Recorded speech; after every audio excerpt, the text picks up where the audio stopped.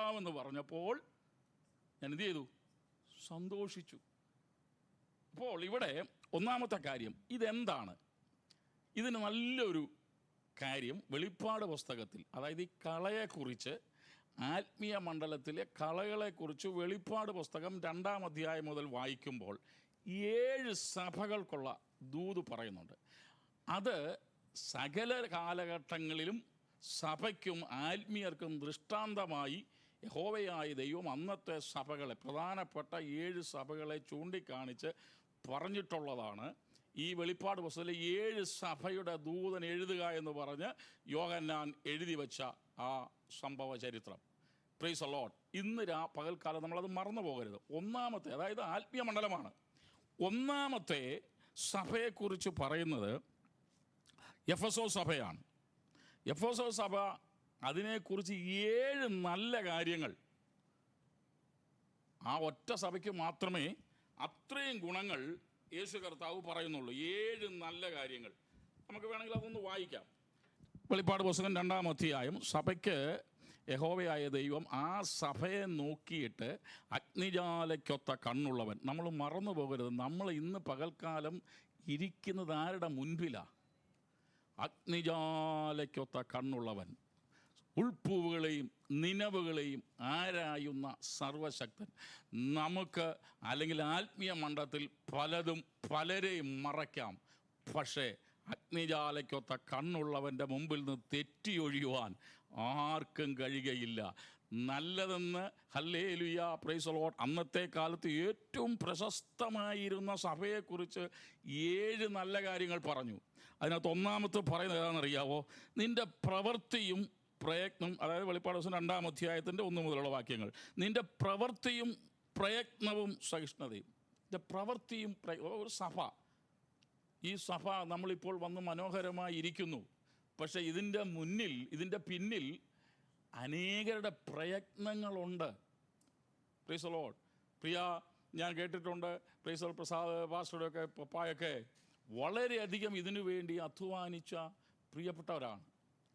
പക്ഷെ ചില നാളുകൾ കഴിയുമ്പോൾ, എൻ്റെ ഒരു ചിന്തയാണ്, പാസ്റ്റർ അതിന് വിഷമിക്കരുത്, കാരണം ചിലപ്പം പാസ്റ്ററുടെ കാലഘട്ടം കഴിയുമ്പോൾ ചിലപ്പോൾ ഇതെന്ത് ചെയ്യും, ഇതാരാണ്, എങ്ങനെയാണ് ഇത് വന്നതെന്നൊക്കെ മറന്നു, അല്ലെങ്കിൽ ഇപ്പോൾ ഇരിക്കുന്ന ഈ തലനിരച്ച ആൾക്കാരുടെ ഒരു കാലഘട്ടം കഴിയുമ്പോൾ, കർത്താവ് വരുവാൻ താമസിച്ചാൽ ഇതെങ്ങനെ വന്നു എന്ന് പോലും നമുക്ക് എന്ത് ചെയ്യാൻ അറിയാൻ പറ്റാത്ത ഒരു തലമുറകളിലേക്ക് നമ്മൾ വരും.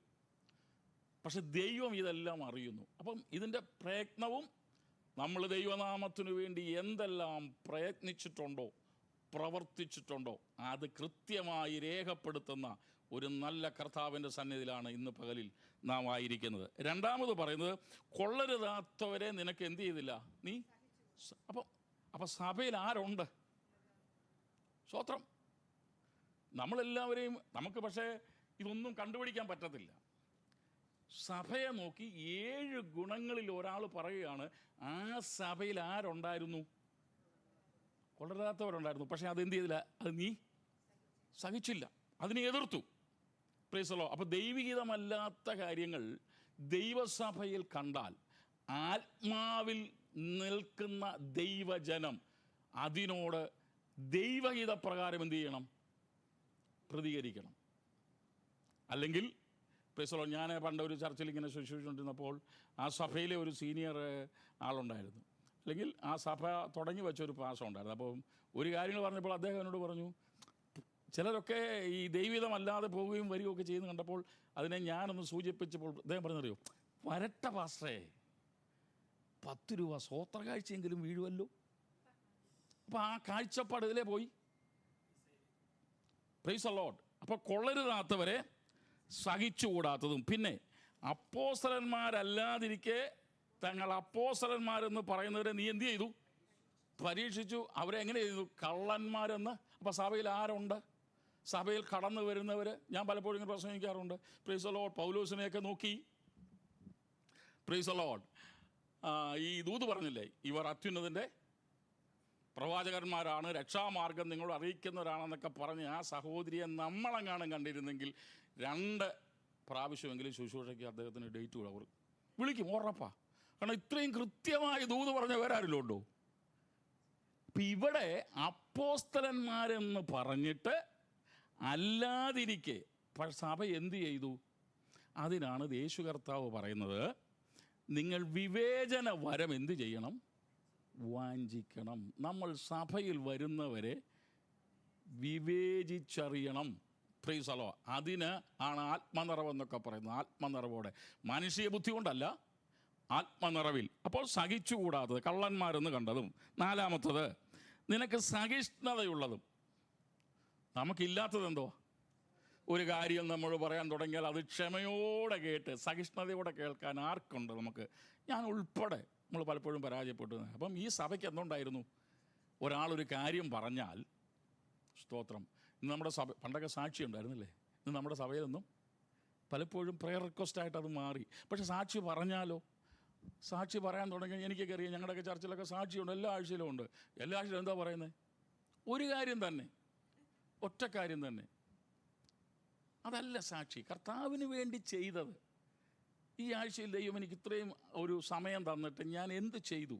ഈ ആത്മീയ ഗോളത്തിൽ നിങ്ങൾ ആത്മീയ ഗോളത്തിൽ 3 കൂട്ടം ആൾക്കാരെ കാണാൻ കഴിയും. 3 കൂട്ടം. അതിനെപ്പറ്റി നമുക്ക് പിന്നാലെ പഠിക്കാം. പക്ഷെ അത് ഞാൻ ഓർപ്പിക്കാം. ഒന്ന്, ക്രിസ്തുവിനെ നേടുന്നവർ. ഒന്നാരാ? അതുകൊണ്ടാണ് പൗലോസ് പറഞ്ഞ ക്രിസ്തുവിനെ നേടേണ്ടതിന്. 2, ക്രിസ്തുവിന് വേണ്ടി നേടുന്നവർ. ക്രിസ്ത്യാനെയൊക്കെ ഓർത്ത് ഞാനിവിടെ വന്നപ്പം കേട്ടു. കാരണം എനിക്ക് ആശ ഒരു സ്വഭാവം, കാരണം ട്രാക്ടറൊക്കെ അടിച്ച് എല്ലാവർക്കും കൊണ്ടുപോയി കൊടുക്കാം, നമ്മൾ എല്ലാവരും ഉണ്ടല്ലോ. ഒരാത്മാവിനെ കുറിച്ചുള്ള ഭാരം, നശിച്ചു പോകരുത്. അവർ ക്രിസ്തുവിന് വേണ്ടി നേടുന്നവരാ. ഇനി മൂന്നാമതൊരു കൂട്ടം, ക്രിസ്തുവിനെ കൊണ്ട് നേടുന്നവർ. നമ്മൾ തിരുവചനം കൃത്യമായി പഠിക്കും. ഞാൻ ഉദാഹരണം പറയാം. യൂദ ആരായിരുന്നു? യൂദ ആരായിരുന്നു? ട്രഷറായിരുന്നു. ക്രിസ്തുവിനെ നേടിയോ? ക്രിസ്തുവിനെ കൊണ്ട് നേടിയോ? ക്രിസ്തുവിനെ വിറ്റ് കാശാക്കിയില്ലേ? Price the Lord. പക്ഷേ അവസാനം അങ്ങനെയുള്ളവർ ഓർത്തോളം, അതിൻ്റെ അവസാനം എവിടാ? ഇപ്പോൾ 3 കൂട്ടം ആൾക്കാരുണ്ട്. ഒന്ന്, ക്രിസ്തുവിനെ നേടുന്നവർ. Price the Lord. നമ്മളൊക്കെ എന്ത് ചെയ്തു? ക്രിസ്തുവിനെ സ്വന്തം രക്ഷിതാവായി സ്വീകരിച്ച് ക്രിസ്തുവിനെ നേടി. ഇനി നമ്മുടെ ഡ്യൂട്ടി എന്തുവാ? ക്രിസ്തുവിന് വേണ്ടി നേടുക എന്നുള്ളതാണ്. Price the Lord. ക്രിസ്തുവിനെ കൊണ്ടുള്ള നേട്ടം നമുക്ക് വേണ്ട. Price the Lord. പക്ഷേ ഇന്നത്തെ ലോകത്തിൽ എന്താണ്? ഹല്ലേലൂയ. അടുത്തത് പറയുന്നത് സഹിഷ്ണുത. ഭയങ്കര സഹിഷ്ണുത. എന്ത് കാര്യം പറഞ്ഞാലും ശ്രദ്ധയോടെ കേൾക്കാനും, അതിനുവേണ്ടി ഇനി പ്രാർത്ഥിക്കണോ, ഉപവസിക്കണോ, എന്ത് സഭ അതിനൊരു സഹിഷ്ണുതയോടെ തീരുമാനമെടുക്കാൻ ആ സഭ എന്ത് ചെയ്യുക? മുന്നിലാണ്. 5 പറയുന്നത്, നീ സഹിച്ചത് തളർന്നു പോകാൻ. ഈ സഭ ദൈവനാമത്തിന് വേണ്ടി ഒത്തിരി സഹിച്ചു. നമ്മളൊക്കെ എന്തോ സഹിച്ചിട്ടുണ്ട്. സഹിച്ചതുണ്ടെങ്കിൽ സാക്ഷി പറയാം. സഹിച്ചിട്ടും എന്ത് ചെയ്തില്ല? തളർന്നു പോയില്ല. നമ്മളൊക്കെ ആത്മീയ ജീവിതത്തിൽ ഇറങ്ങിത്തിരിച്ചതിന് ശേഷം പ്രൈസ് ദി ലോർഡ് 10, 20, 30 വർഷത്തെ കണക്ക് പറയാനുണ്ട്. പക്ഷേ എത്രയോ പ്രാവശ്യം നമ്മുടെ ഉള്ളിലൊക്കെ ഒരു മടുപ്പ് തോന്നിയിട്ടുണ്ടല്ലേ? ഉണ്ടോ? സത്യത്തിലില്ലേ? തോന്നിയിട്ടുണ്ട്. നമ്മൾ പലപ്പോഴും പ്രകടിപ്പിക്കാത്തതാണ്. സത്യത്തിൽ നമ്മുടെയൊക്കെ ജീവിതത്തിൽ മടുപ്പ് തോന്നി, തളർന്നു പോകാൻ സാധ്യതയുണ്ടായിരുന്നു. അവിടെയെല്ലാം ദൈവം തൻ്റെ കരത്താൽ നമ്മളെ ബലപ്പെടുത്തിയത് കൊണ്ടാണ് ഇന്ന് പകലും ഈ പ്രത്യാശയോടെ ആയിരിക്കാൻ ദൈവം നമുക്ക് കൃപ ചെയ്ത്. അപ്പോൾ ഈ സഭയ്ക്കുള്ള തളർന്നു പോയില്ല. അടുത്തത് 7ാമത്തെ ഗുണമെന്ന് പറയുന്നത്, നിക്കലോവരുടെ നടപ്പ് നീ പകയ്ക്കുന്നൊരു നന്മ നിനക്ക്. നിക്കലോവരെന്ന് പറഞ്ഞു കഴിഞ്ഞാൽ ദുരുപദേശം പ്രചരിപ്പിക്കുന്നവരാ. അതും കുഴപ്പമില്ല, ഇതും കുഴപ്പമില്ല എന്നൊക്കെ പറയുന്ന ഒരു കൂട്ടരാണ്. അല്ലെങ്കിൽ വെറും ആളുകളാണ്, സഭയിലെ കളകളാണ്. അവരുടെ നടപ്പ് നീ എന്ത് ചെയ്തു? 7 നല്ല കാര്യങ്ങൾ പറഞ്ഞത് അടുത്ത ഒറ്റ കാര്യത്തിൽ ഈ 7ഉം പോയി. ആദ്യ സ്നേഹം വിട്ടുകളഞ്ഞു എന്നൊരു കുറ്റം നിന്നെക്കുറിച്ച് പ്രൈസ് ദി ലോർഡ് പറയാനുണ്ട്. ആദ്യ സ്നേഹം വിട്ടുകളഞ്ഞ് ഒരു കുറവല്ല അവിടെ പറഞ്ഞിരിക്കുന്നത്. എന്തുവാ പറഞ്ഞിരിക്കുന്നത്? ആ വാക്കെങ്ങനെ പറഞ്ഞിരിക്കുന്നത് മലയാളത്തിൽ? കുറ്റമെന്ന്. നമ്മളെയൊക്കെ കുറ്റം പറഞ്ഞാൽ എന്തിനാ? പ്രീസലോ ഒരു വാക്ക് ചിലപ്പോൾ നമുക്ക് ഇഷ്ടപ്പെടാതെ വന്നു പോയാൽ പിന്നെ നമ്മുടെ കാര്യങ്ങളൊക്കെ തീർന്നു അവിടെ. Praise the Lord. ഒരു കുറ്റം ഈ സഭയെക്കുറിച്ച് അവിടെ പറഞ്ഞ് ഏതിൽ നിന്ന് പോയെന്ന് ചിന്തിച്ചിട്ട് ആദ്യത്തേതിലേക്ക് എന്ത് ചെയ്യണം. അപ്പോൾ ഇവിടെ എത്ര കൂട്ടം ആൾക്കാരുണ്ട്. Praise the Lord. ഇവരെല്ലാവരും ഒരുപോലെയായി തീർന്നു. ഇത് സഭ ശ്രദ്ധിക്കേണ്ട ആവശ്യമാണ്. രണ്ടാമത് പറയുന്നത് സ്മുർണ്ണ എന്ന് പറയുന്ന സഭയെക്കുറിച്ചാണ്. അവിടെ പറയുന്നത് എന്താണെന്നറിയോ? ആ സഭയെ നമുക്ക് വായിച്ചു കഴിഞ്ഞാൽ ഉപദ്രവം സഹിക്കുന്ന ഒരു സഭയാണ്. ഉപദ്രവം സഹിച്ച അല്ലെങ്കിൽ അങ്ങനെ ഒരു രക്തസാക്ഷികളുടെ ഒരു സഭയെന്ന് അതിനെക്കുറിച്ച് പറയുന്നത്. അവരോട് പറയുന്നത് മരണപര്യന്തം എന്ത് ചെയ്തോണം? എവിടം വരെ വിശ്വസ്തരായിരിക്കണം? പക്ഷേ അത് നമുക്ക് എപ്പോഴാണെന്ന് അറിയാൻ പറ്റത്തില്ലല്ലോ. പറ്റുമോ? നമ്മൾ മരണം എപ്പോഴാണെന്ന് ആരെങ്കിലും പ്രവചിച്ചിട്ടുണ്ടോ? അതുകൊണ്ട് നമ്മൾ എപ്പോഴും എന്ത് ചെയ്യണം? എപ്പോഴും വിശ്വസ്തരായിരിക്കണം. മൂന്നാമത് പറയുന്നത്, ഞാൻ സഭയുടെ കളകളെ സഭാ മണ്ഡലങ്ങളിൽ അല്ലെങ്കിൽ ഇന്നത്തെ ആത്മീയ മണ്ഡലങ്ങളിൽ വ്യാപരിക്കുന്ന കളകളെയും ദുരുപദേശങ്ങളെയും തിരിച്ചറിയണം എന്ന ഒറ്റ ആഗ്രഹമേ എനിക്കുള്ളൂ. ഞാൻ പ്രസംഗിക്കുന്നിടത്തൊക്കെ ഞാൻ പറയുന്നത് നമ്മുടെ ജീവിതം ഇവിടം കൊണ്ട് തീരത്തില്ല. നമുക്കൊരു നിത്യത ഉണ്ട്. അത് എപ്പോഴും നാം മറന്നു പോകരുത്, ഓർത്തോണം. നമുക്കൊരു നിത്യതയുണ്ട്. അപ്പോൾ നിത്യത നഷ്ടപ്പെടുത്തുന്ന ഒരു വാക്കുപോലും എന്ത് ചെയ്യരുത് പറയാൻ. അതുകൊണ്ടാണ് സങ്കീർത്തനം ഇങ്ങനെ പറയുന്നുള്ളൂ, എൻ്റെ വായ്ക്ക് നീ ഒരു കാവൽ നിർത്തി, ഒരു ദൂതനെ അയച്ചൊരു കാവൽ നിർത്തിയിട്ട് എൻ്റെ അധരധാരം എന്ത് ചെയ്തോണം? കാക്കണം. ഇല്ലെങ്കിൽ എന്തു ചെയ്യും? എൻ്റെ ലക്ഷ്യം, ആത്യന്തികമായ ലക്ഷ്യം, പ്രൈസ് ദി ലോർഡ്, ഇവിടെ പോകണമെന്നാ, നിത്യതയിൽ പോകണമെന്നാ. അതുകൊണ്ട് രക്തസാക്ഷികൾ അല്ലെങ്കിൽ ഒത്തിരി അനുഭവങ്ങൾ, ഉപദ്രവങ്ങൾ നേരിട്ട സഭയാണ് അവരോട് പറയുന്നത് ചെയ്തോണം, നീ മരണപര്യന്തം വിശ്വസ്തനായിരുന്നോണം. നാലാമത്തെ അല്ലെങ്കിൽ മൂന്നാമത്തെ സഭയെന്ന് പറയുന്നത് പെർഗമോസാണ്. അതിനെ വായിക്കുമ്പോൾ ഈ സഭ എവിടെയാണ് ഇരിക്കുന്നറിയാവും? സാത്താൻ്റെ സിംഹാസനമുള്ളിടത്താണ് സഭ എവിടെയാണ് ഇരിക്കുന്നത് എന്ന് പറഞ്ഞാൽ ഇത്രയേ ഉള്ളൂ. പുള്ളിയുടെ സകല പരിപാടി എന്തുണ്ട്? സാത്താനെ ഇപ്പം സിംഹാസനം എന്നൊക്കെ പറയുമ്പോൾ ഏറ്റവും പ്രധാനപ്പെട്ട സ്ഥാനമല്ലേ. അപ്പം അവിടെ ഇരിക്കുന്ന സഭയോട് പറയുകയാണ്, ഹല്ലേലൂയ, സാത്താൻ്റെ സിംഹാസനമുള്ളിടത്താണ് നീ ഇരിക്കുന്നത്. അപ്പോൾ വചനം ഇങ്ങനെ ഇതിൻ്റെ കാര്യങ്ങൾ പഠിച്ച് വന്നപ്പോൾ അതിനകത്ത് ഇങ്ങനെയാണ് രേഖപ്പെടുത്തിയിരിക്കുന്നത്, ഹല്ലേലൂയ, ലോകത്തിലുള്ള സകല കാര്യങ്ങളും ഈ സഭയിലുണ്ട്. അതാണ് ഞാൻ പറഞ്ഞത്. ഏതാ? കളയും കതിരും ഒരുമിച്ച് വളരുകയാണ്. രണ്ടുപേരും ഒരുമിച്ചാണ് പാട്ട് പാടുന്നത്. രണ്ടുപേരും ഒരുമിച്ച് ഒരു ആരാധന വന്നു കഴിഞ്ഞാൽ നമുക്കിവിടെ ഹല്ലേലൂയ, ഞാൻ പറയുന്നത് ഇവിടെയൊക്കെ പലപ്പോഴും ഞാനൊക്കെ എൻ്റെ ആത്മീയ ജീവിതത്തിൻ്റെ തുടക്കത്തിലൊക്കെ വളരെ നൃത്തം ചെയ്ത് ദൈവത്തെ ആരാധന. കാരണം നൃത്തം ചെയ്തു പോകും. അത് പാട്ടിൻ്റെ താളത്തിലല്ല. ദൈവം ജീവിതത്തിൽ തന്ന വിടുതലുകളെ നമ്മൾ ഓർക്കുമ്പോൾ നമുക്ക് മൗനമായിരിക്കാനോ അടങ്ങിയിരിക്കാനോ കഴിയുകയില്ല. നാം ചലിച്ചു പോകും. Price the Lord. ഇവിടെ പറയുന്നത് ഹല്ലേലൂയ, ലോകത്തിലുള്ള സകല പദ്ധതികളും. ഇപ്പം ഇങ്ങനെ പോയാൽ, ഇപ്പം ഇന്നലെ ഒരു സോഷ്യൽ മീഡിയയിൽ ഒരു വാർത്ത വായിക്കുന്നത് ഇങ്ങനെയാണ്, ഓർത്തഡോക്സുകാർ അല്ലേ വെടിക്കെട്ടൊക്കെ നിരോധിച്ചു. വെടിക്കെട്ട് ഇനി അവരുടെ സഭയിൽ പാടില്ല എന്നൊരു മെത്രാൻ പറഞ്ഞിരിക്കുക. വെടിക്കെട്ടുകളൊന്നും പാടില്ല. ഇപ്പം എൻ്റെ ചിന്ത, ഇതിന് നമ്മൾ എടുക്കുമോ എന്നുള്ളൊരു പേടിയാണ്. കാരണം അതുകൂടെയൊക്കെ വരാനുള്ളൂ. ആണോ? കാരണം എവിടെയാ സഭയുടെ ഈ ചർച്ചിൻ്റെ ആസ്ഥാനം ആരായിരിക്കുന്നേ? സാത്താനായിരിക്കുന്നേ. ഈ കളയെ നാം തിരിച്ചറിയണം. Price the Lord. ആരെയും തള്ളിക്കളയാൻ കർത്താവ് പറയുന്നില്ല. അവരോടൊക്കെ എന്തു ചെയ്യണമെന്നാ?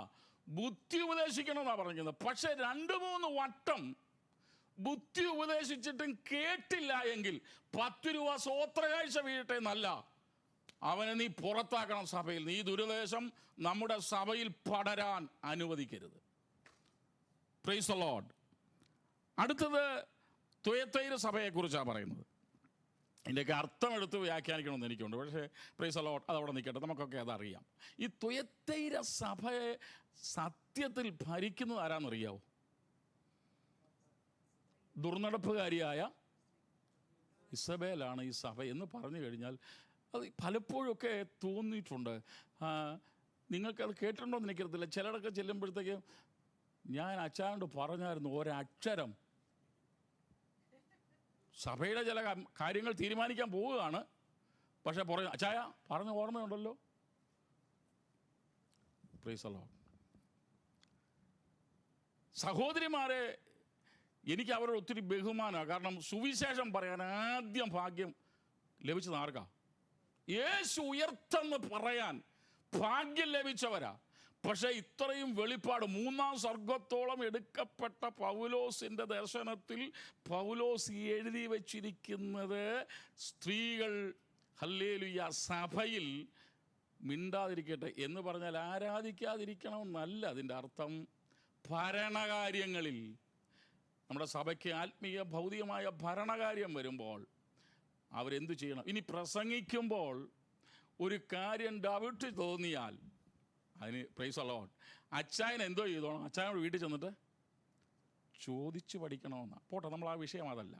എന്തായാലും ഈ സഭയെ പ്രൈസ് ദി ലോർഡ് ഉപദേശിക്കുകയും മാത്രമല്ല, അവിടുത്തെ ഏറ്റവും വലിയൊരു പ്രശ്നം എന്നാണെന്നറിയോ? ഈ പുള്ളിക്കാരി ആരെയാ ദൃഷ്ടി വെച്ചിരിക്കുന്നറിയോ? അതിനകത്തുണ്ടല്ലോ, എൻ്റെ ദാസന്മാരെ ഉപദേശിക്കുകയും. അപ്പം ആരും ആദ്യം നോട്ടം ഇവിടുന്ന് ആരെയാ? പാസ്റ്ററേയും അല്ലെങ്കിൽ ആത്മീയ ശുശ്രൂഷ ചെയ്യുന്നവരെ, മുൻപന്തിയിൽ നിൽക്കുന്നവരെ.